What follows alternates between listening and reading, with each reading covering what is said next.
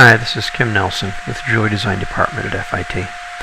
I'm going to be doing a design tutorial on some advanced principles of technical studies, working technical studies. I'm going to bring up my grid.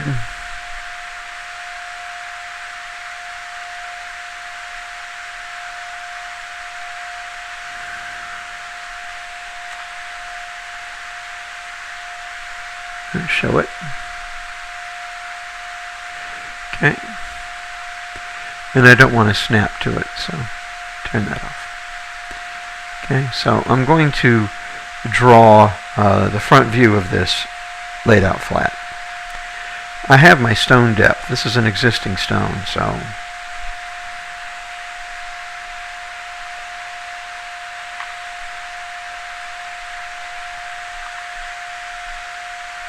I do have it there, so I'll move it straight up with the keyboard using the arrow keys, because that thickness I know I need to honor.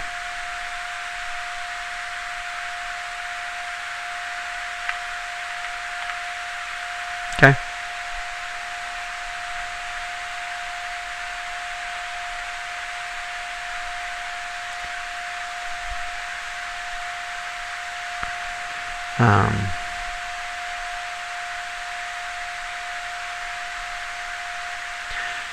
I have a group here. If I collapse it, if I delete it all at once, it will probably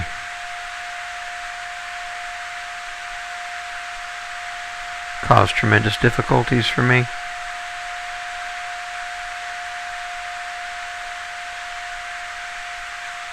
So, collapse it first and then get rid of it. Okay. I'll go ahead and put that little top view thing, front view with the stone, I'll put that on the canvas. And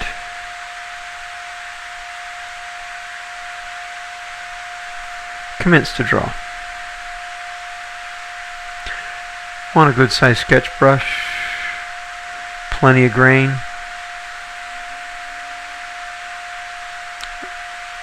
A little less opaque.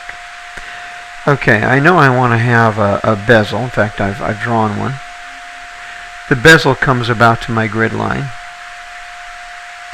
So this elevation I have.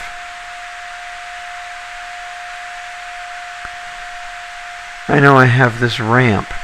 The overall thickness, I can see I've kind of sketched it here. It's going to be something like that.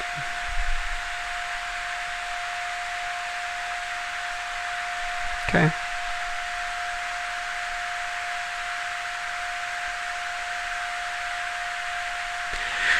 And I need an elevation for this sculptural motif, and it's going to fade into my shank eventually. I see it doing something like that. I don't want that detail to come in higher than my girdle, because I want it to also come in here. And this is a split bezel, so the bezel actually opens up.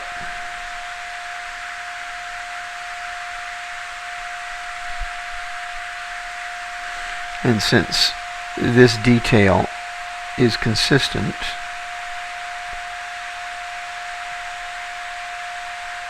all the way across my ring,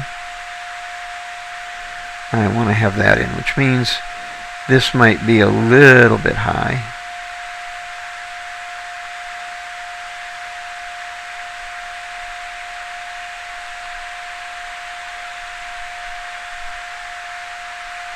Now, in a straight front view, I would actually draw those straight up and down because it's laying flat. But I want to give myself kind of a feeling for what I'll be dealing with. So I'm going to let myself curve it kind of like it will do on the finger. Because this is a sketching technique. I don't have to listen to much of anything except for it helping me. This is not really for my client, it's for me. And in the spirit of our current assignment, I will simplify what I've got there. Okay, I can see that this area actually comes up into the shank. So this is in front of the shank. The shank doesn't come all the way down.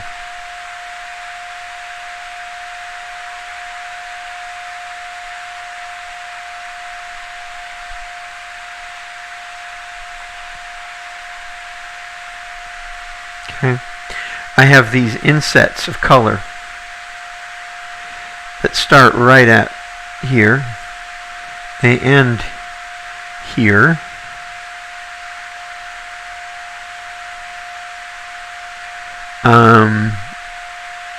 It's an interesting question as far as what they're doing elevation-wise.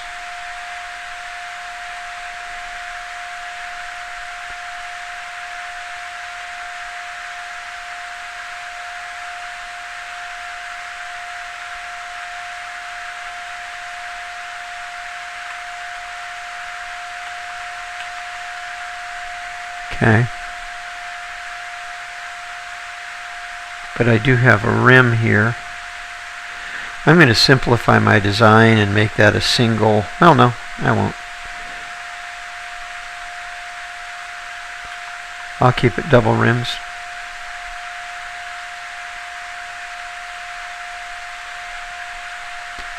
And double rims.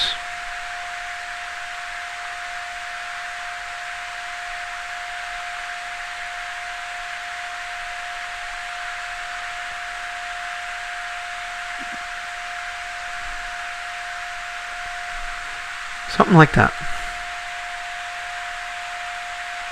Okay.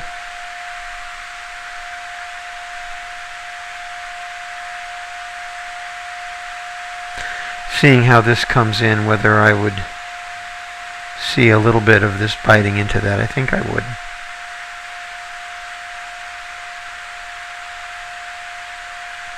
And there's this other band of material here that coincides with this last segment of color.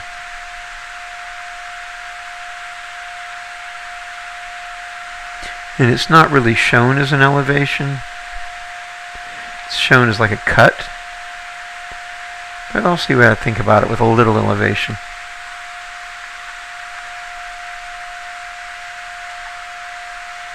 Okay, time to back down to a more reasonable sized pencil and to drop my grain down to a more reasonable coarseness.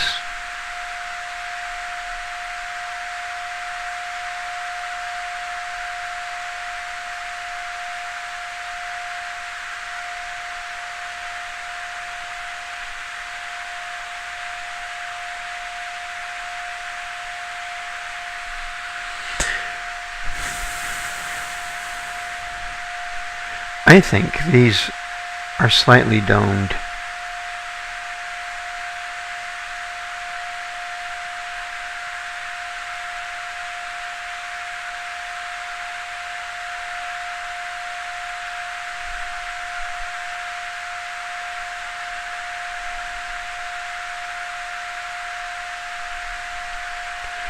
Each one of those.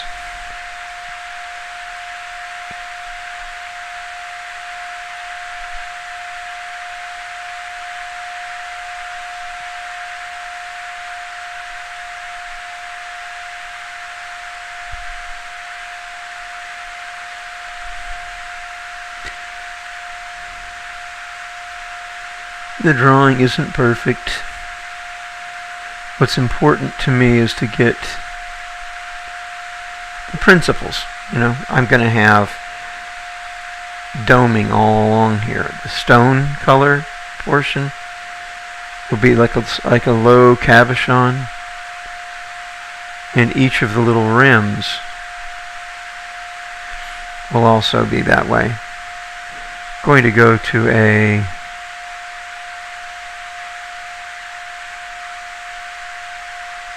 fine paper.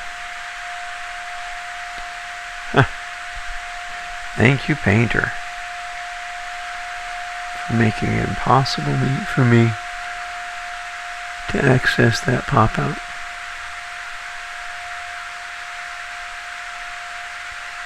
Okay, that gives me a sense of what I've got going.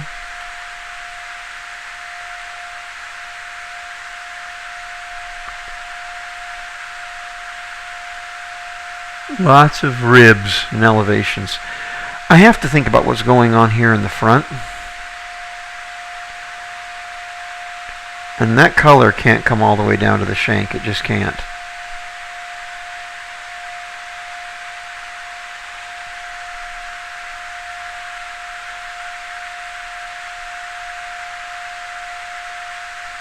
Okay. So there's my ring drawn flat. I can bring that information now down to the front.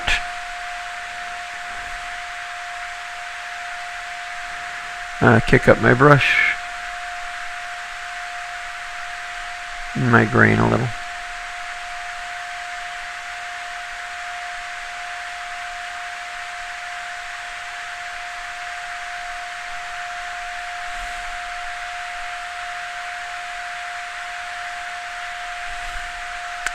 I know I want those ribs to be somewhere in that area, to come off of there,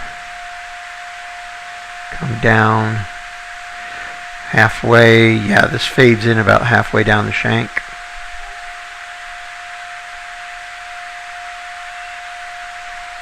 Something like that.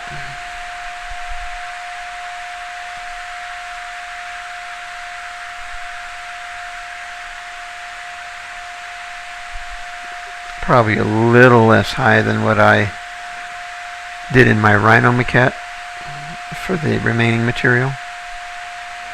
But that comes all the way across the front.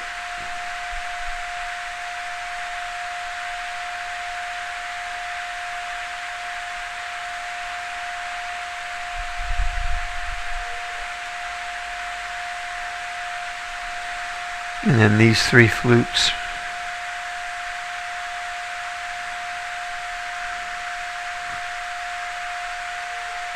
come in here.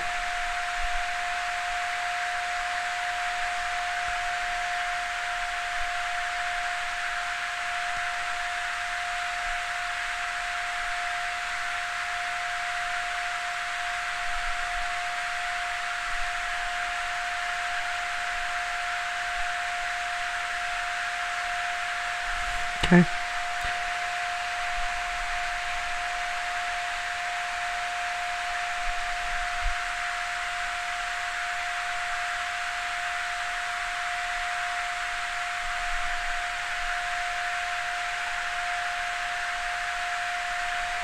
All right, so I've got that. Now,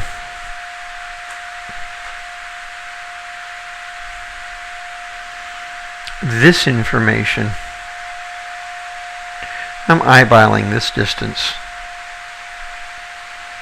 and I'm going to replicate it here.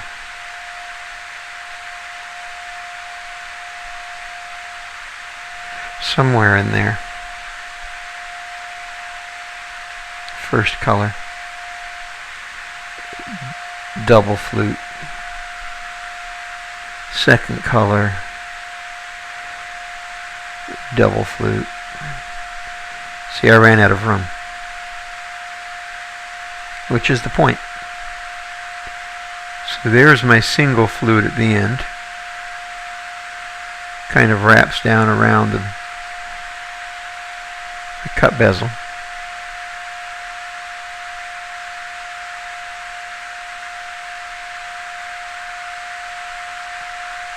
My first piece of color.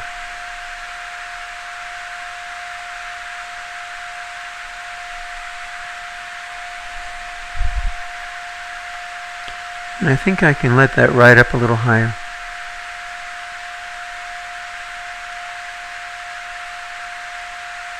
See, if I was doing this with drafting tools, I'd be dead.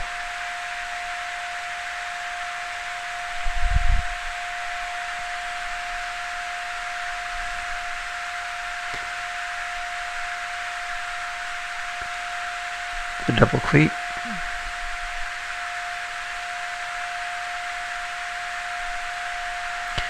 The next area of color.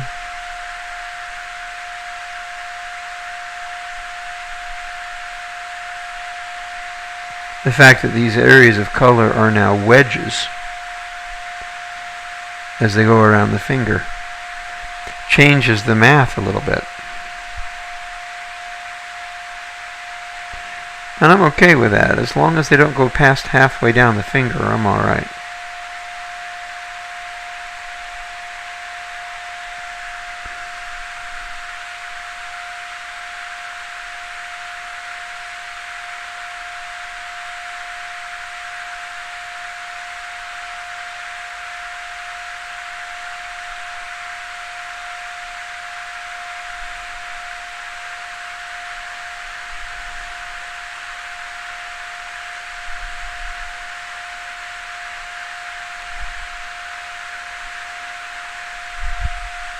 I don't want to get too crazy because I'll be doing a finished draft of this in Rhino. There's no reason for me to agonize over the quality of the line and whatnot at this point, when I'm going to do it all with CAD tools very shortly. Okay. But my eye tells me I need about that much territory put in those little stone slabs that I'm so fond of. Also tells me I've probably made them too thick now. Probably not quite that fat.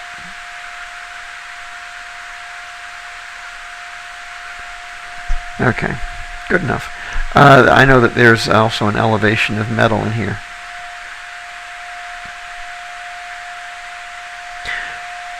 I'm also aware that I've brought those flutes all the way down to the edge of the finger hole, which I've told you you can't do. I can, because I'm the teacher. No, you can if it's a simple cleat or a flute like this, just coming straight off the finger.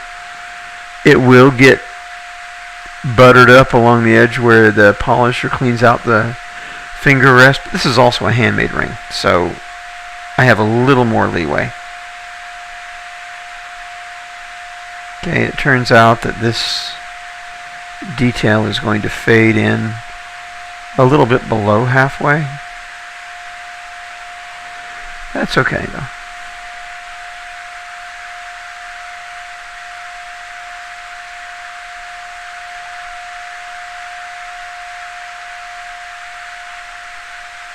Okay, not bad. And then I have that one cleat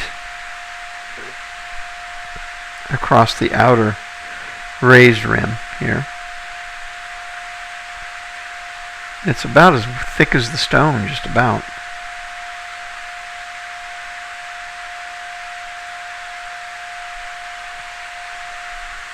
Like so. Okay, that's my technical study around the finger. Alright, now I have to bring it up into my top view, my real top view. So in my real top view, I can eyeball this.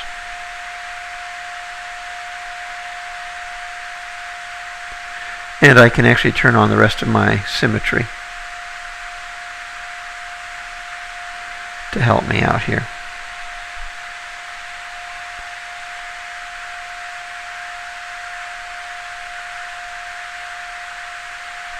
Okay, I don't know how thick this is. Now, if I was drawing with a pencil, I could take a measurement with my caliper, but it's much easier for me here to just do a copy and a paste.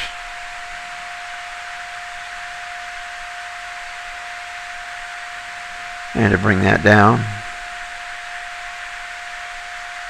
gel it. Got to remember that you have to tap the canvas, or when you hit the arrow key, it'll just scroll through all the different flavors of composition methods available. And that's pretty good. Okay? It's way too dark. Okay? So I'll take it out to just a ghost of itself. But that gives me the width that I need. Okay? So I know that the shank reaches out beyond here. Okay? At halfway down in this area. Okay, I'll put it in a new layer.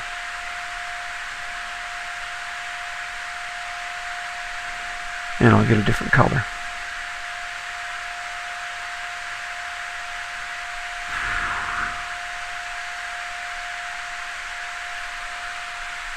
Okay. Halfway down the finger. Oh, I don't want the... I can't have the above and below symmetry on right now, or bad things will happen. Okay. Alright. I need to know what that cross section is on my ring here.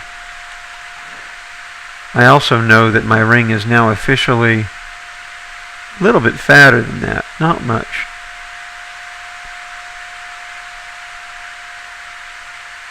And I can eyeball that inside. Okay?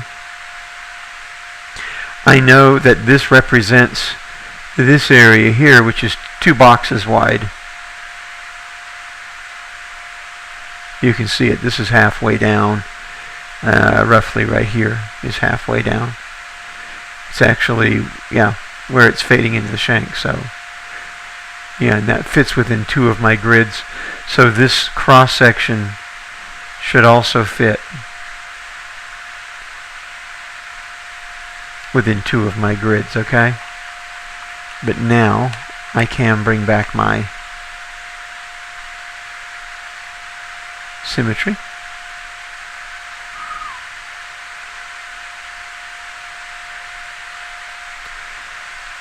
So I know my cross section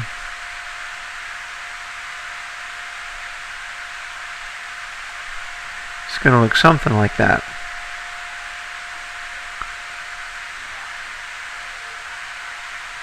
Okay. Knowing that, I want you to think back on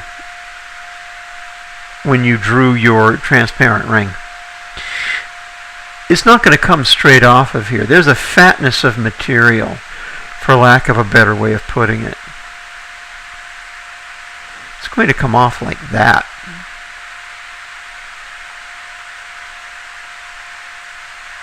It just is.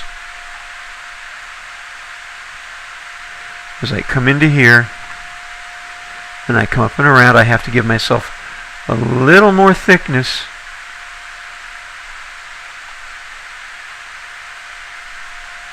Than that allows. Okay? I can now turn that off. I don't need it anymore.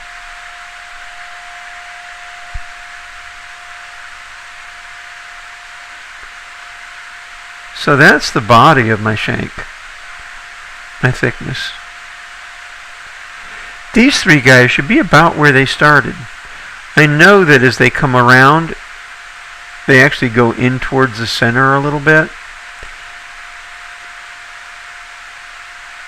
But I'm not going to see a lot of that from the top view. But I'll show that it happens. They're going in towards the center of the finger. There's this tapering. So these lines will pick up a certain amount of that feeling. Okay? I have 3 bands. They really don't taper.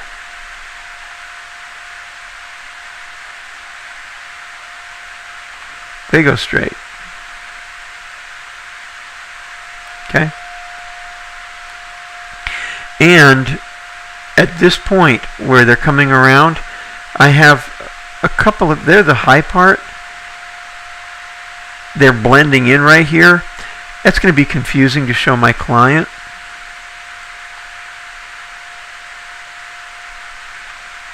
So even if that were the case, I would show a subtle difference in elevation, explaining that it's about to fade in right there. Okay. I have my 3 flutes.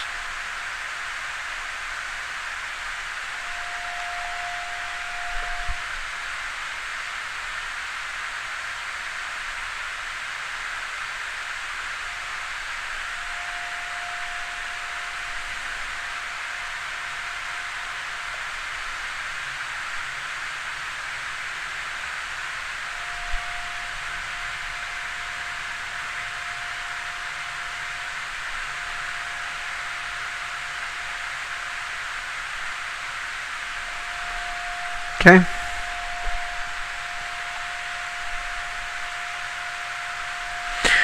Now it's this detail that is tricky for me to draw. Oh, and by the way, these flutes go all the way in here.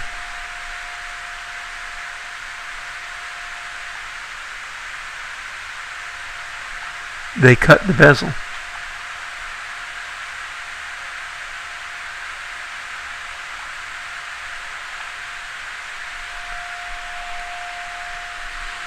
Okay.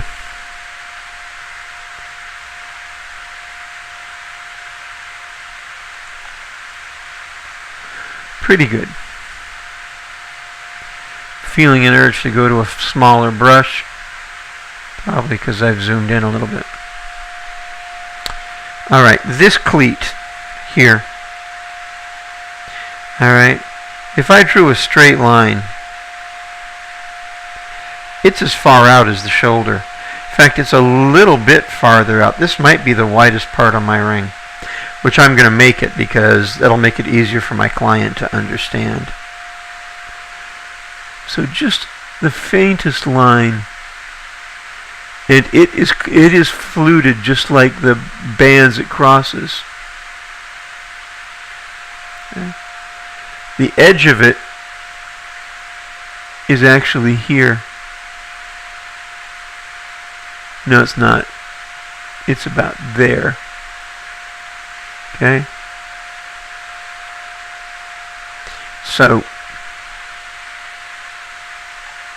it's about right there.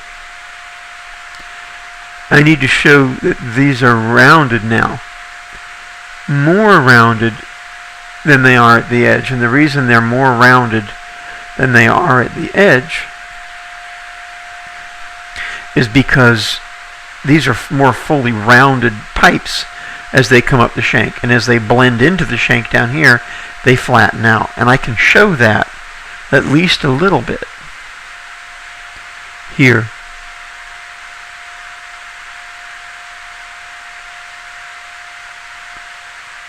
Which is helpful to my client because they can see that I intend to have really full rounded kinds of form that just happens to flatten out as it gets down here. Is this going to be flattened out yet? Not really. So actually,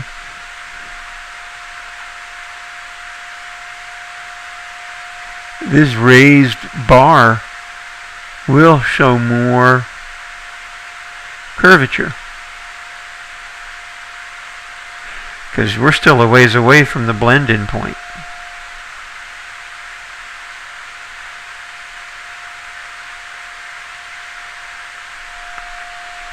Okay.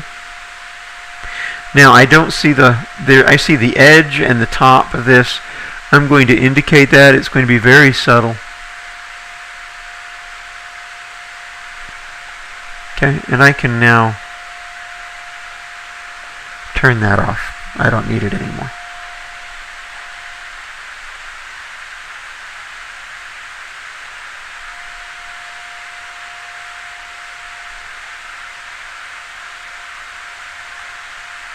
Okay, so that shows the front edge of that rising up. I don't want to make it too hard of a line because it's actually kind of rounded, but that's what it would do.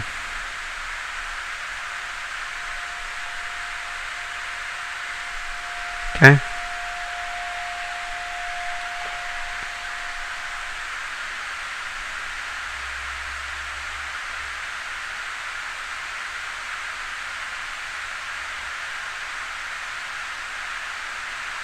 cleaning up a little bit. Don't want to go crazy, because once again, I'll be doing all this work in Rhino. Doing the work twice doesn't make a lot of sense. So just cleaning it up so that I have a little better feeling for my own drawing. Because this work is still for me. My client's going to see the finished Rhino draft. They're not going to see this. Okay? Alright, so I know that this band coincides closely enough to this color piece. Okay? But because it's raised, this color piece, actually the very farthest edge of it is right on that line.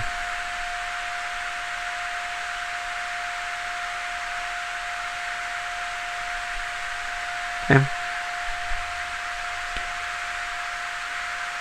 The edge of this is right on this line. At the top, it's here. At the bottom, it isn't. At the bottom. Okay, so now I'm going to cheat, because I'm in Painter and I can. I'm going to show my rulers, and that way I can grab guides.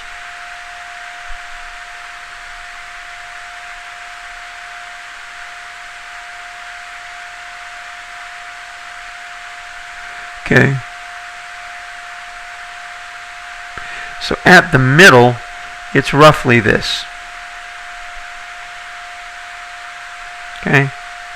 At the finger,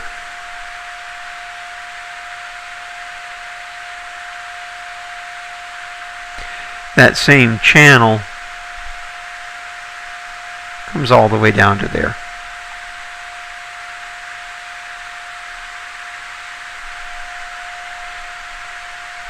Here starts here and it comes all the way down to the finger about there.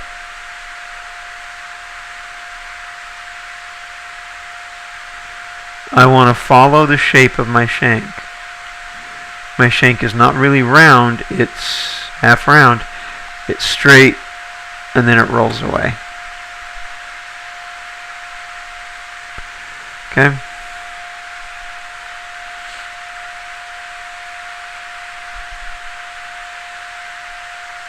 Edge of that first block of color is here at the top.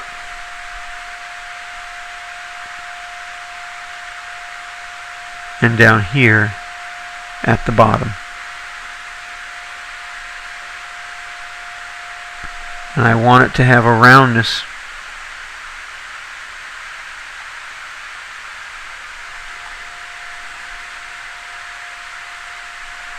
So I will put that in. I'll handle the two cleats together. A little split bar. Okay, it starts here. And I can eyeball that. I'm not even going to pull a guideline. Guidelines are getting a little clustery, so delete them. So I can have a fresh start. Yeah, there's the outside edge. There's the inside edge. Okay. I'm just going to use drawing knowledge for a minute. I know that I'm going to see a little bit of the edge of this one. So it's going to be thicker considerably than the next one over. Okay? I can come in and be very fussy about that if I want to. The question would be, why would I want to? But I can do it. Painter will allow me. Okay? So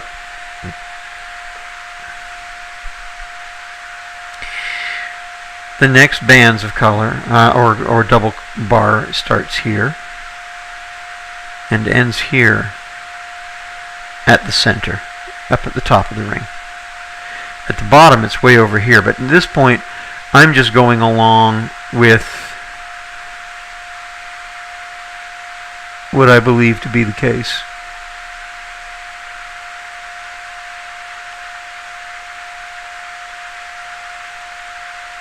It would be something like that.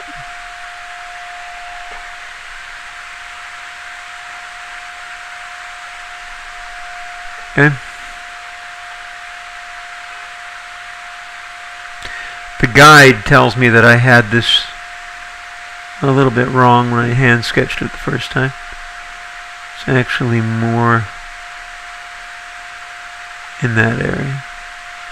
And the one that's closest to me will be much thicker.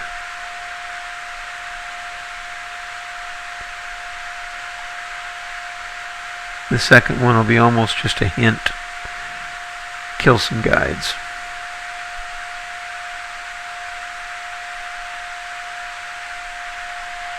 Okay? So now, the last thing I'm going to see is this piece of color.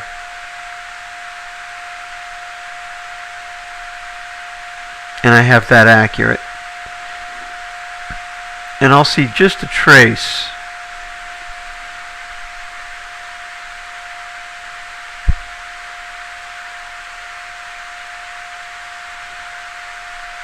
of its bar.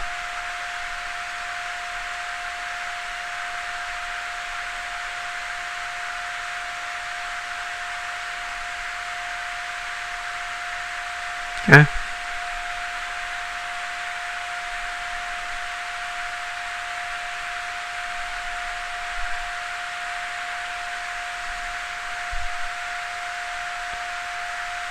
Alright. Going to hide my guide for a minute, my grid, just so I can see my drawing all by itself.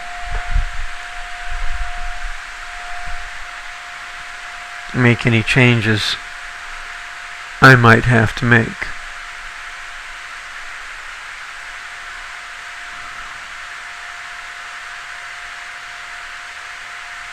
So that it feels like the same design. 3 bands of colors separated by little double bars of metal.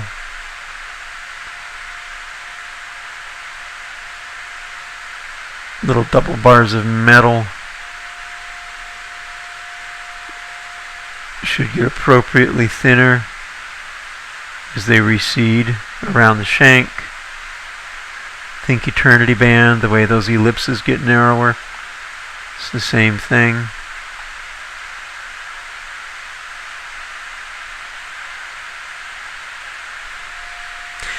These can't be more curvy than those. The ones that are more towards the center are actually going to be the most straight. And since I did very careful drawing here, it tells me that as I've come around, I have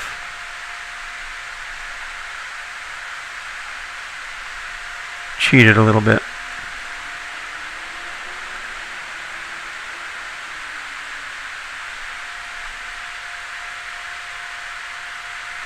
It's not a big deal. Once again, I'll be sorting it all out in Rhino eventually anyway. But this is where you solve all your questions, so you don't want to have anything that looks really strange going on. Okay?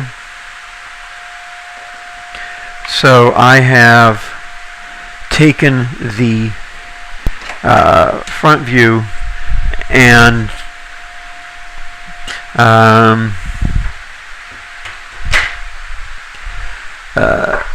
done the drawing of the elevations flat, wrapped them around the finger, and then brought the same information back home to the top view where we began. But now, instead of being a flat top view, it's a traditional top view. So this piece of information, okay, is now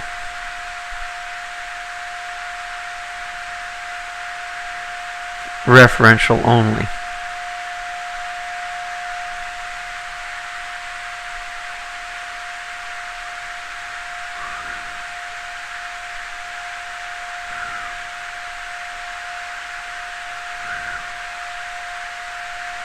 Okay. Side view. All right. We would want our miter line in Rhino to carry this information over. We don't really have that here. We really don't have our symmetry tool's not going to really be able to help us either. In fact, I'll turn it off. So we'll be sketching this old school. Okay, I don't need that anymore. This is what I want. I'm going to take this piece of reference that I had. I'm going to rotate it 90 degrees.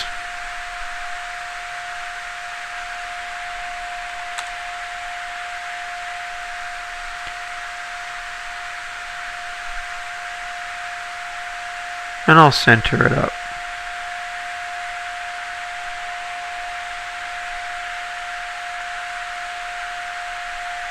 Okay.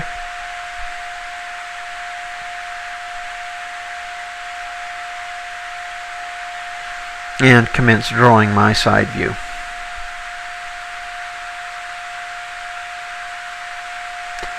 Back to more of a sketching brush. I can see that my bezel comes out to here. I can see that my finger rest is here.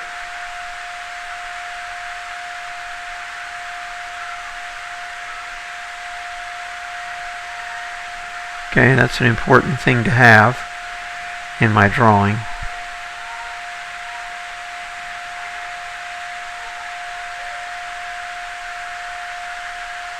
Finger rest is roughly here.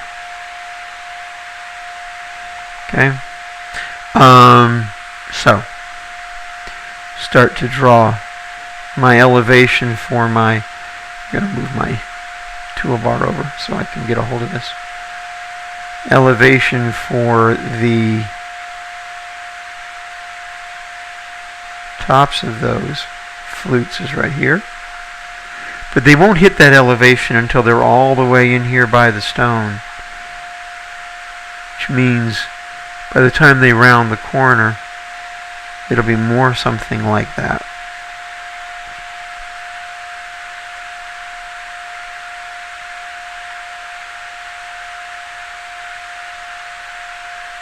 Okay. I know that my bands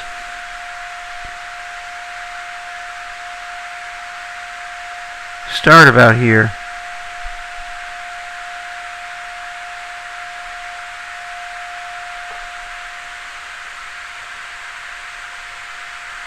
Okay. Something like that. So, and I know they run pretty flat until they fade out pretty straight.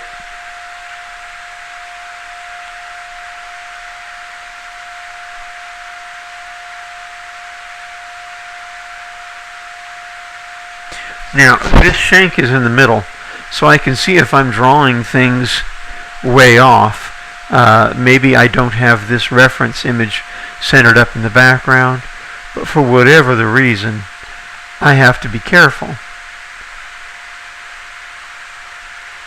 and use what I have here in the drawing already to keep things symmetrical and nice. More or less. It is still a sketch. Okay.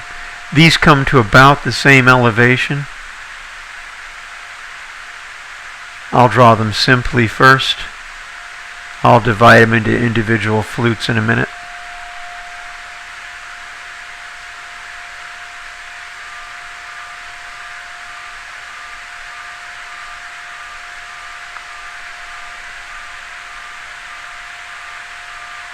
Okay. What happens here on a wide ring is confusing, and it will take you a certain amount of experience to understand it well. This ring is fairly simple because it's a straight band ring.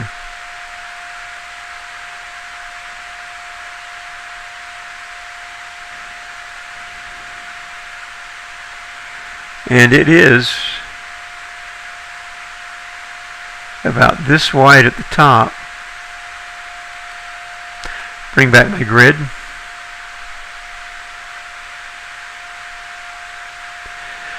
Because it tapers off.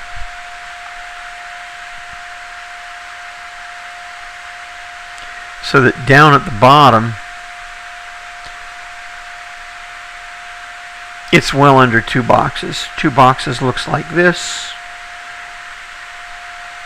Okay, so I'm going to say something like that.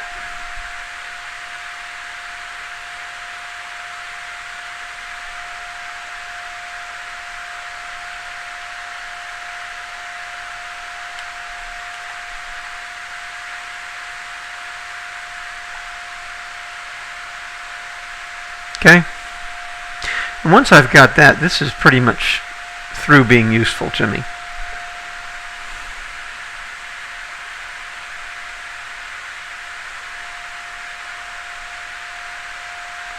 Alright. I'm going to primarily just work one side of the ring now.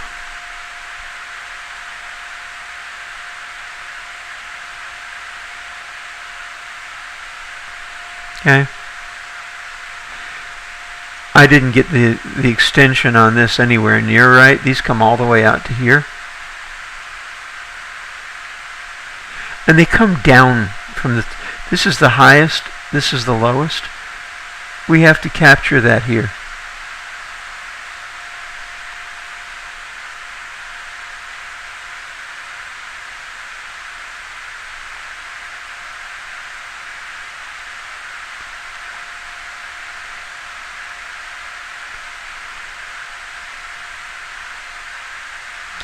So there's still creativity here. I'm still deciding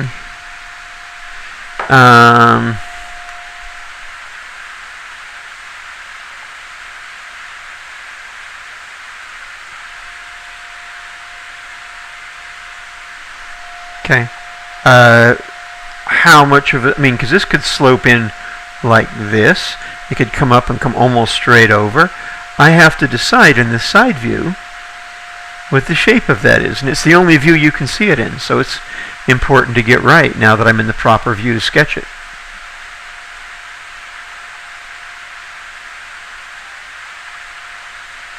Okay.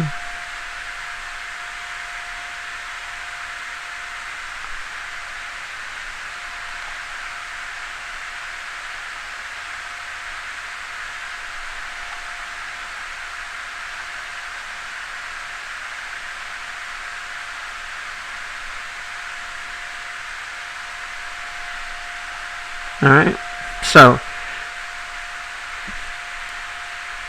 I'm not going to see very much of the middle one.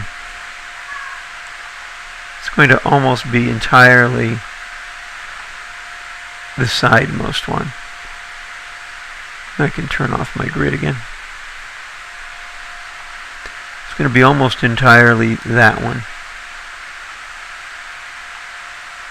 Okay. These aren't anywhere nearly divided into thirds, which is alright. It was hard for me to see with the tracing in the way.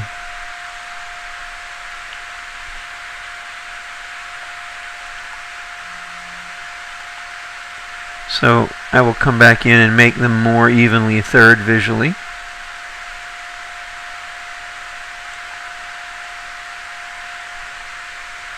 Okay, a little bit sloppy of a brush. Okay, gonna bring it up.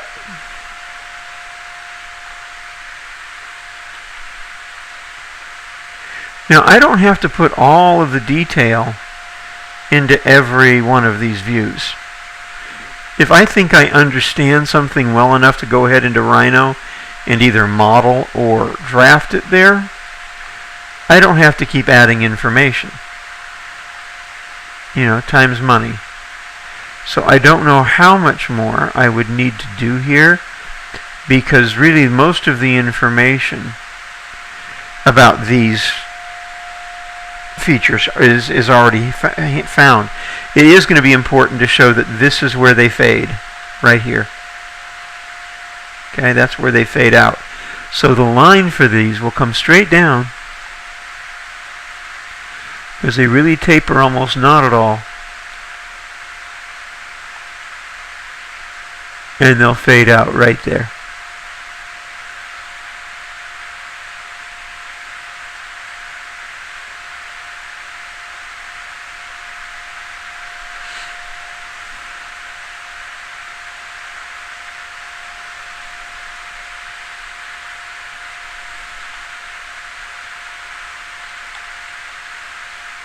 Okay. This cleat is important.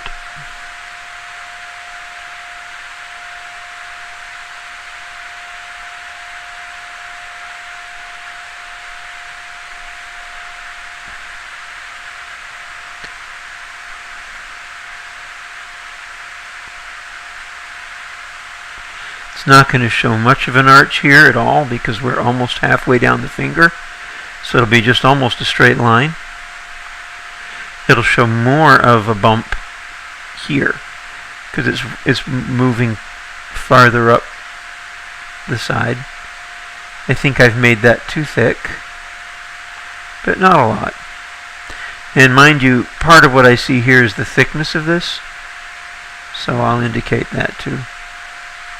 Alright, so that was useful to have.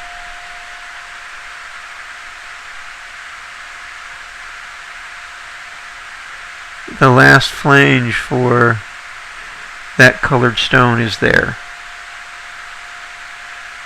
The beginning of the next one would be in here. Okay. And so on and so forth.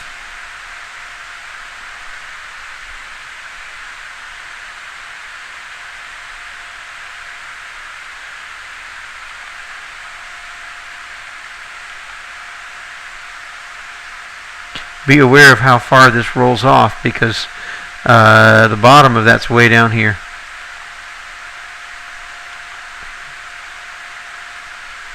So it'll roll off pretty dramatically.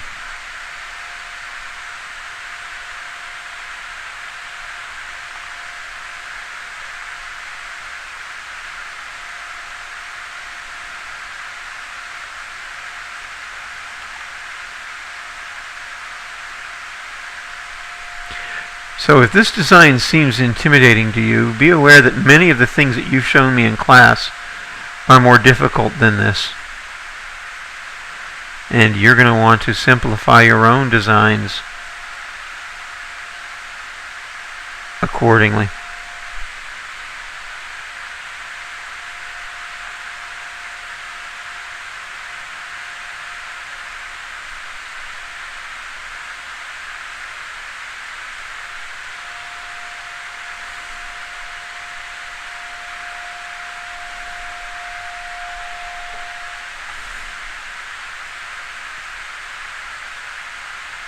I know that the one closest to me is going to be by far the thickest. Okay.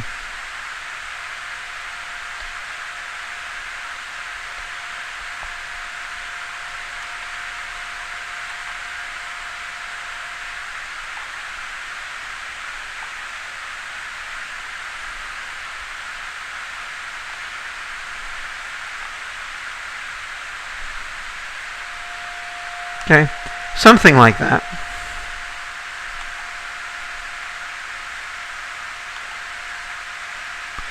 On this one I can show some of that roundness if I want, but I don't need to because I understand it's what I want. I am pretty familiar with this piece by now. I'm pretty confident about where it's going and what it's doing. Okay? Now, if I'm drawing traditionally and I'm just drawing for myself, I would stop there, because there's no reason for me to draw the other side of the ring. The other side of the ring is the same as this side of the ring, so I don't need to do it. However, since I'm working digitally, it's very easy for me to come in here and pick up half of this, paste it in, flip it horizontally, and then move it over. Gel it until I get in position. I hate that. I always do it too. Tap. Now I can use my keyboard.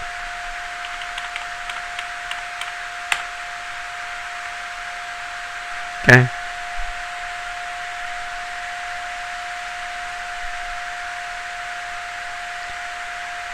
Go back to default. Alright.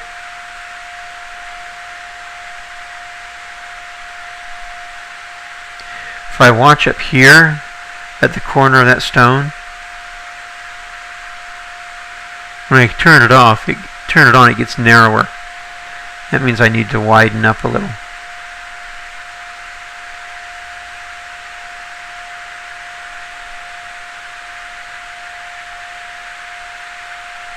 That's good. Alright, so that's really it. That would be the finished technical study for this ring. I could sketch a 3/4 view if I wanted to. There's really no reason to do so. Oh, I'll leave it there. Maybe we want to use that in a later tutorial. Okay, so that's it. Thanks for watching.